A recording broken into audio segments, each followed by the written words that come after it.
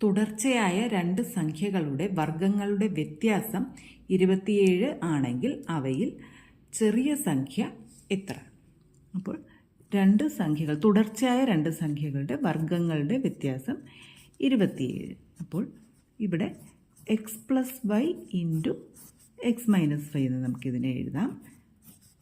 ഇതാണ് 27. ഇനി തുടർച്ചയായ സംഖ്യകൾ എന്ന് പറയുമ്പോൾ അവയുടെ വ്യത്യാസം എക്സ് മൈനസ് വൈ 1 ആയിരിക്കും. അപ്പോൾ എക്സ് പ്ലസ് വൈ ഇൻറ്റു 1 ആണ് 27. അപ്പോൾ എക്സ് പ്ലസ് വൈ എന്ന് പറയുന്നത് 27ഉം എക്സ് മൈനസ് വൈ എന്ന് പറയുന്നത് 1ഉമാണ്. ഇത് രണ്ടും കൂടി കൂട്ടിയാൽ 2x എന്ന് പറയുന്നത് 28, എക്സ് 14. എക്സ് 14 ആണെങ്കിൽ വൈ 13. അപ്പോൾ ചെറിയ സംഖ്യ 13 ആണ് ചെറിയ സംഖ്യ. ഉത്തരം 13.